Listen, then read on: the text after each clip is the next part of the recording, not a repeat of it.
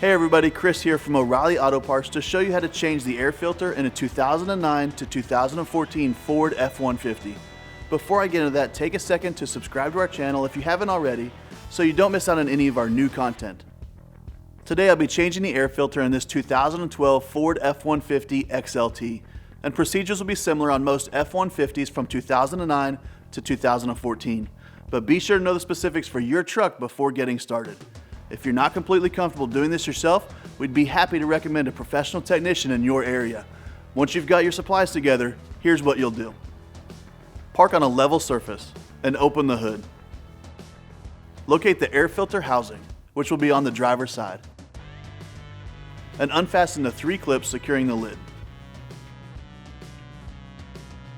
Use a flathead screwdriver to loosen the hose clamp, and gently work the hose off the housing. Now on the driver's side of the housing, there are tabs that need to be removed from their slots. Your mass airflow sensor will still be attached, so consider this as you carefully lay the lid of the housing to the side. The mass airflow sensor can be detached if you want to completely remove the housing lid from the engine bay. Remove the old filter and clean any leaves or debris from the inside of the air filter housing. Put your new air filter in place, making sure the edges are properly seated all the way around. Replace the lid to the filter housing by slipping the tabs on the driver's side back into their slots. And reinstall the hose on the other side. Fasten the 3 clips securing the air filter housing lid. Use your screwdriver to retighten the hose clamp.